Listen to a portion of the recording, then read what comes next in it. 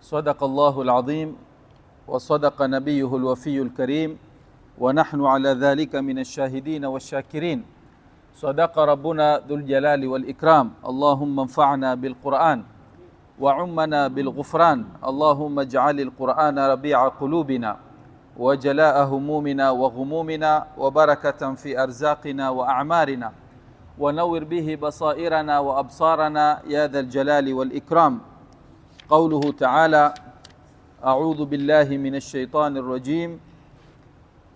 هو الذي أخرج الذين كفروا من أهل الكتاب من ديارهم لأول الحشر ما ظننتم أن يخرجوا وظنوا أنهم مانعتهم حصونهم من الله. Tukiendelea na darsa la tafsiri ya Qur'ani tukiwa katika surati al-Hashr aya ya pili, Mola Subhanahu wa Ta'ala atuelezea tukio lililotokea katika mji wa Madina baina ya Mayahudi na Waislamu, na hasatan Mtume sallallahu alayhi wa alihi wasallam.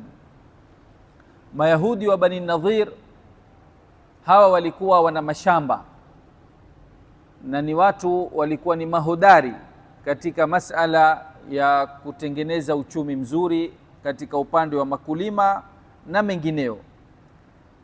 Na Mtume sallallahu alaihi wa alihi wasallam alipokuwa Madina, kulitokea vita vya Badri, na vita vya Badri kama tunavyoelewa ni Makureishi wa Makka ndio walikuja kutaka kuvamia Madina baada ya kusikia ya kuwa Mtume sallallahu alaihi wa alihi wasallam amepanga watu wa kushika msafara wa Makureish unaotoka Sham kwenda Makka. Na Mtume sallallahu alaihi wa alihi wasallam kupanga watu kuushika ule msafara, lengo ni kurudisha mali ambao kwamba walikuwa masahaba wamepokonywa Makka. Masahaba waliishi Makka, wakadhalilishwa, wakaondoka na walipokonywa mali yao. Sasa na hawa Makureish, ilipokuwa kuna msafara wao watoka Sham unaenda zao Makka, Mtume akapanga watu waende wakaushike ule msafara ili watu waweze kurudishiwa pia mali yao. Huku Makka wakatoa na wao jeshi kwenda kupambana.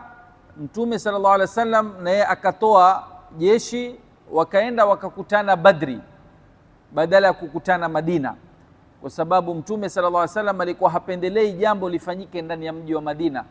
Kuna wanawake, kuna watoto, waweza kutokea uharibifu. Vita ni vita. Kwa hiyo pale Badri masahaba walikuwa ni kidogo, takriban 303 na Makureishi walikuwa 1000 na ziada, lakini ushindi ukapatikaniwa kwa Waislamu, wakashinda. Waliposhinda hawa Bani Nadhir sasa wakawa wanazidi kuungana na Mtume sallallahu alaihi wasallam, huku wakisema huyu ndiye nabii wa mwisho wa ulimwengu, kwa sababu nabii ameelezwa kwetu atakuwa akipata nusra kutoka kwa Mwenyezi Mungu, na watu 300 hayawawezi kuwashinda watu 1000.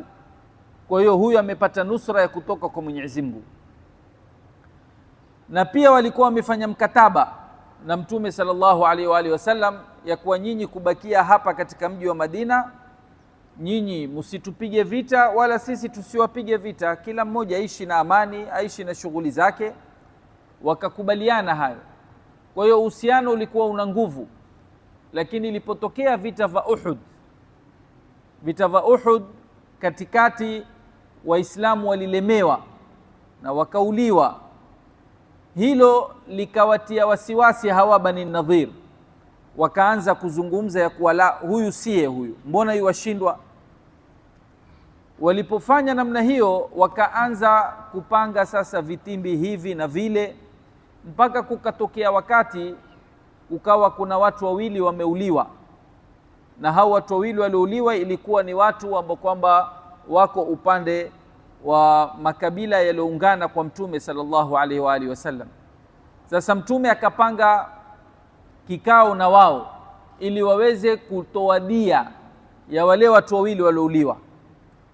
Walipopangana kikao, hawa Mayahudi wakampanga mmoja katika wao ya kuwa awe na jiwe la kusagia, akainalo kwenye angle fulani, na Mtume akija atakaribishwa karibu na hiyo angle, akikaa aliwachilie amue. Hiyo habari ikafika kwa Mtume sallallahu alaihi wasallam kwa kupitia wahi ya kuwa kuna mpango wa kukua. Mtume sallallahu alaihi wasallam pale pale akaona hawa wamesha khalifu ile mkataba wa amani ambao kwamba uliokuweko baina ya Waislamu pamoja na Mayahudi. Mbali ya kuwa kuna watu wawili wameuliwa, tutataka dia zao, bado tena watakana kuniua na mimi haswa, ambaye kwamba ni kiongozi wa kutafuta haki na kupatiwa watu haki zao. Pale pale Mtume sallallahu alaihi wasallam akaita masahaba, wakatengeneza jeshi, wakaenda wakaringiza yale maeneo ambayo kwamba wanaukaa Bani Nadhir. Walipoyaringiza ikawa sasa ni vita visimame. Hawa Bani Nadhir na Mtume sallallahu alaihi wasallam, kukawa kuna mazungumzo yanafanyika ili kuangalia kutatatuka namna gani.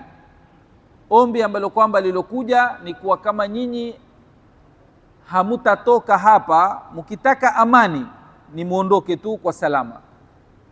Ikiwa hamutaondoka ni vita vitasimama. Kwa hiyo ima vita au kuondoka. Wale Bani Nadhir wakachagua kuondoka, na Mtume sallallahu alaihi wasallam akawasharutisha ya kuwa kuondoka kwenu basi kila mtu abebe kiasi cha ngamia, yani ule ngamia wake vile anavyoweza kubeba abebe hizo tu, zaidi ya hapo awache hapa hapa, hana ruhusa ya kuchukua. Basi Bani Nadhir wakafanya hilo, wakaona ni afadhali kuliko vita watakufa. Wataenda wapi? Wataenda Sham. Itakuwa ni hizi sasa sehemu za Syria na Jordan na Palestina na Lebanon. Hii area yote ilikuwa yajulikaniwa kwa jina la Sham. Kwa hiyo kwa ule ubaya wao na kuvunja ahadi zao ndilo lilowapelekea waondolewe pale Madina ili watu waweze kupata amani. Na huko Sham walipokwenda pia walikwenda kufanya vituko wakati wa Sayyidina Umar ibn al-Khattab, wakati wa khilafa yake, na yeye pia ikabidi wabumburushe. Ndo hawa kazi yao ni kubumburushwa kuanzia kuumba huko nyuma, yatihuna fil ardh, walisumbuana Nabii Allah Musa, na hiyo ndo hali yao. Hata katika historia ya sasa walipokuwa German walisumbua Europe nzima, ilikuwa haina utulivu na haina raha kwa sababu ya kuwepo watu kama hawa, mpaka Hitler akachukua hukumu ya kuwaua na kuwafukuza katika Europe. Ndio ikapangwa baadaye ima waje Uganda au waende sehemu za North America au wapelekwe Palestina. Hizi ndio sehemu tatu zilizochaguliwa, na kila anayesoma historia anajua. Ingelikuwa wako hapa Uganda tungekiona na sisi huku. East Africa yote ingekuwa kila sani vita, fujo, hakuna amani. Wale hawawezi kuweko mahali kukawa na amani. Hiyo ndio historia yao.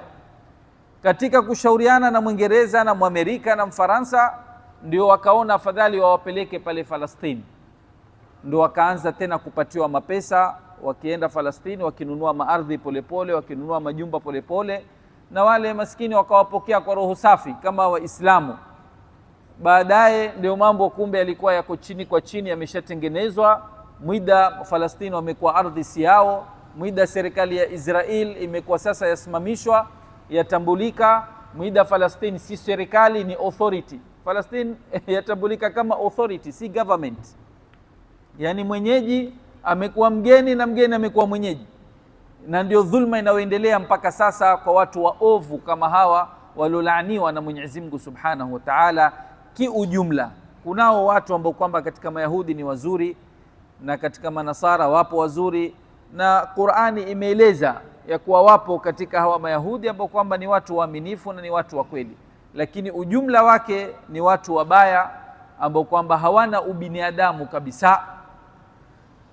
Kwa hiyo hizi aya za leo hapa zaeleza kutolewa kwao katika Madina na hali mbaya walioifanya katika matukio yao. Mwenyezi Mungu Subhanahu wa Ta'ala atuambia, huwa alladhi akhraja alladhina kafaru min ahli alkitab, ni yeye Mola Subhanahu wa Ta'ala ndiye ambaye kwamba alowatoa hawa waliomkufuru Mwenyezi Mungu Subhanahu wa Ta'ala katika hao ahli alkitab.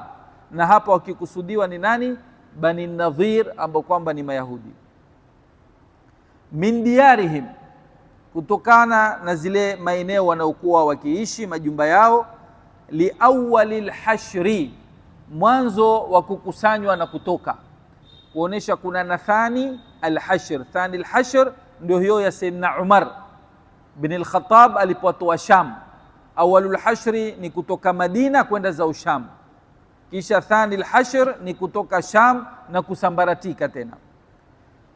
Mola akieleza kuwa ni yeye Mwenyezi Mungu ndo amelifanya hili. Na amelifanya vipi Mwenyezi Mungu? Mwenyezi Mungu alipeleka silaha ya hofu, aliwatia hofu wale Mayahudi, wakaona hapa hakuna ushindi, lau tutapigana tutauliwa na itakuwa ni hasara, ni afadhali tutoke tu kimya kimya, hao tutafuteni mahali pengine.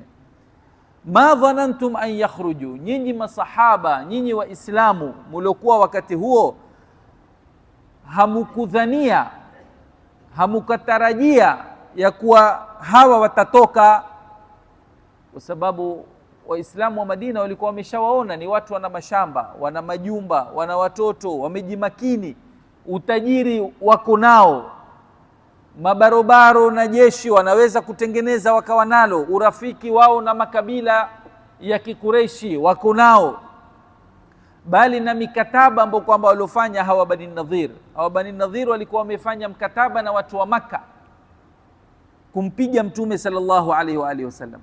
Wamefanya mkataba na wanafiki wa Madina kumpiga Mtume sallallahu alaihi wasallam. Kwa hiyo ukiangalia kwa upande wa uchumi wako sawa, upande wa silaha wamejiweka vizuri, upande wa alliance kushikana na hawa katika jambo pia wako vizuri. Sasa Waislamu wa Madina walikuwa hawatarajii kama hapa kuna namna ya kuwatoa, itakuwa ni kitu kigumu sana. Ndio Mwenyezi Mungu akalieleza hilo lilokuwa kwa masahaba, ma dhanantum an yakhruju, nyinyi hamukutarajia hawa kama watatoka. Wa dhannu annahum mani'atuhum husunuhum min Allah, na Waislamu waliona ya kuwa hawa Mayahudi watahifadhika na zile ngome ambazo kwamba waliokuwa nazo katika mapambano na Mwenyezi Mungu Subhanahu wa Ta'ala. Walikuwa wana ngome, sehemu za kujihifadhi wakati wa vita wameziandaa. Faatahumullahu min haythu lam yahtasibu, Mwenyezi Mungu akawajilia kwa namna ambayo kwamba wao wenyewe pia hawakudhania kama watakuja kuondolewa. Yani mtu ameshajimakini, ajua hapa mimi siondoki tena, watoto ninao, mashamba ninayo, maduka ninayo, majumba niko nayo, urafiki na makabila ya hapa niko nao, kila kitu amekiweka in order. Sasa ikawa wao wanajua sisi hatuwezi, hakuna mtu atatutoa, na pia Waislamu walikuwa wanajua hapa hawa watu hawawezi kuondoka. Sasa Mola Subhanahu wa Ta'ala asema, na mimi nikaweza kuwaondoa, nyinyi hamkutarajia hilo, kwa sababu ya vile walivyojimakini mahali kama hapa. Mwenyezi Mungu amefanya silaha gani? Ile silaha ya hofu. Wa qadhafa fi qulubihimur ru'b, hiyo ndio silaha. Mwenyezi Mungu aliingiza katika nyoyo zao hofu ya kuogopa, na hofu ni maradhi makubwa katika maisha ya mwanadamu kwa jambo lolote. Mtu unapotaka kumwadhibu, wewe mtie hofu. Wewe angalia, ukija kuambiwa watafutwa na mapolisi, hujashikwa wewe wala hujajua kama una hatia, bali wewe wajijua haswa mimi sina hatia. Twende katika sura hiyo. Wewe wajijua mimi ni mtu na kazi zangu za halali, nina familia yangu naichunga, nina marafiki zangu ni wazuri, nina ibada zangu, yani mimi mwenyewe najielewa niko vizuri. Lakini ukaja ukaambiwa watafutwa na mapolisi, utaanza wasiwasi. Na we hukuiba, hukuua, hujapiga, hujadhulumu. Sasa ile hofu, labda usiku hutolala, kula pia utapunguza kula, imekuwa matata katika maisha yako kwa sababu ya kuingiwa na hofu. Hofu ni silaha ambayo kwamba inatumika hivi sasa katika vita vilioko, hata vita vya Falastini hivi sasa na Israeli, Ukraine na Russia na zilioko katika ulimwengu. Kila mmoja anatumia sana silaha ya hofu. Vipi wanatumia silaha ya hofu hivi sasa? Kwa kupitia media. wanalipa pesa. Kama mnavyojua, Netanyahu ana kesi kotini ya kulipa channel inayoitwa ya Allah. Kuna channel inaitwa ya Allah, ameipatia mabilioni ya mapesa ili waweze kumuonesha yeye na mke wake wanafanya kazi nzuri na si watu wabaya. Sasa serikali imemshtaki kwa umetumia pesa bila ya njia ya kisawa, yani kesi ya ufisadi. Lakini hapa nukta iliyoko ni kuwa watu hivi sasa wanajisafisha kwa kutumia media na wanatia wasiwasi mahali kwa kutumia media. Na baadhi za sehemu ikiwemo Syria wakati wa nyuma ilipokuwa na fujo la vita kabla ya miaka 8 takriban wa hawa CIC, na ile fujo lote lilitumika media. Kenya Gen Z ilipoanza ni media, wale waasis wa Gen Z ambao kwamba wanayoharakisha hapa Kenya hawako Kenya, wale mmoja yuko Uingereza na mwingine yuko Amerika, lakini wanacheza na media, kwatolewa video hii, kwa zungumzwa hiki, kwa letwa vituko vya nyuma, kwa letwa hili, watu waingiwa na hofu, wengine wahamasika. Kwa hiyo hata hizi vita za kisasa watu wanatengeneza video ambao kwamba ikienea wale watu wa pili watena hapa ni hatari. Ndio utakuta hata Al-Qassam Palestine na pia Hizbullah wakati wa vita walikuwa wakitoa video za kuonesha nguvu walioko nazo na silaha zitakazoweza kupiga Israeli, ili kumtia hofu, kujua sisi twaja na tutaingia na tutaiteka hiyo. Kwa hiyo hofu ni kitu cha msingi katika jambo lolote la mtu kutaka ushindi. Lazima uwe una namna gani utapeleka hofu kule ili uweze kupata ushindi. Mola Subhanahu wa Ta'ala yeye alikuwa hahitaji kamwe kutia hofu. Yeye ni kuleta zilzala tu mara moja watu wote waende, au kuleta tu mpeleke Israel malakul mauti watoe roho tu yaishe mambo. Kuna hili wala lile, lakini ni sampuli ya kuwatesa, kwa sababu hofu ni mateso kwa mtu. Ujui lawa haliwi, huna raha, hiyo peke yake tayari ni adhabu. Yule mtu ambaye kwamba ilompata huwa yuadhibika nayo. Ndio Mola Subhanahu wa Ta'ala akatumia hiyo, wakadhafa fi qulubihim ar-ru'b yukhribuna buyutahum biaidihim wa aidil mu'minin. Hawa Mayahudi walivyokuwa sasa ni wakutoka katika eneo lao, na wameona hapa tumeshakubaliana ni tuondoke, ili badala ya kutokea vita, wakawa la kufanya ni kuchukua vitu muhimu ambavyo kwamba wanazihitajia, kisha na ile nyumba haribu ili yule mwingine atakayebakia pia asiipate. Basi Mtume sallallahu alaihi wasallam, na kwa amri ya Mwenyezi Mungu Subhanahu wa Ta'ala, ikawa na Waislamu pia wakaambiwa wavunje na ile ilobakia pia, wasiiwache. Ndio Mwenyezi Mungu atuambia yukhribuna buyutahum biaidihim wa aidil mu'minin. Na kwa nini Waislamu wameambiwa pia wamalize majumba yaliyobakia? Ili hawa wasiwe na tamaa tena ya kurudi. Wajue wakirudi ni mpaka kuanza sio masala kufanya repair, wakatishiwe tamaa. Hiyo ndio lengo la wa aidil mu'minin, ili kuwakatisha kabisa tamaa ya kurudi mahali kama hapa. Fa'tabiru, Mwenyezi Mungu Subhanahu wa Ta'ala sema zingatieni, ya ulil absar, enyi ambao kwamba wenye macho ya kufikiria. Yani kama una akili ya ndani, basi muzingatie haya mambo ambayo kwamba yalotokea. Katika kuzingatia kwa Mayahudi si watu wa kukaa na ahadi wa kudumu, la, wanafanya ahadi kwa sababu ya udhaifu wao. Wakipata nguvu wanakukhalifu, wakikuona wewe una nguvu watarudi tena chini. Basi wewe kila siku ni paka panya. Hawana ukweli katika maisha yao, na vile vile ni watu hawana ubinadamu kabisa, kama tulivyoona hata nyumba zao wao wakawa ni mahasidi, hawataki wengine wazipate. Lakini na Mola Subhanahu wa Ta'ala akaichukua hiyo akili yao iwe ni advantage ya kuwa na nyinyi hamutorudi tena, na kilichobakia tutafanya nini? Tutakimaliza. Walaula an kataba Allahu alaihimul jalaa, na lau Mwenyezi Mungu Subhanahu wa Ta'ala asingekuwa amefaradhisha na kupitisha juu yao kuondoka katika mji wa Madina na kwenda za Sham, basi la adhabahum fi dunya, angewaadhibu katika hii dunia. Ya kuwa Mola Subhanahu wa Ta'ala hawa kule kuchagua kuondoka, basi Mwenyezi Mungu amewarahamu, amewasikitikia. Ilikuwa Mwenyezi Mungu aweza asiwatie roho ya hofu, kwa sababu hofu imetoka kwa nani? Mwenyezi Mungu ndo ameingiza. Lau Mwenyezi Mungu asingewatia hofu, hawa wangepigana, na huku Waislamu Mwenyezi Mungu angewaletea malaika, wangekuwa na ushindi kama wa Badri. Hawa wangeuliwa na nyumba zingechukuliwa na shamba zingechukuliwa na mali yangechukuliwa na wanawake na watoto wangekuwa mateka. Sasa la kuondoka na la kuuliwa na hawa wawe mateka na mali yachukuliwe, lipi limekuwa ni rehma kwa Mwenyezi Mungu Subhanahu wa Ta'ala? Hili la jala lina rehma. Ndio Mwenyezi Mungu akaonesha, lau Mwenyezi Mungu asingewaandikia hawa kuondoka, angewaadhibu katika hii dunia. Je, hili lilofanyika nini? Ni rehma.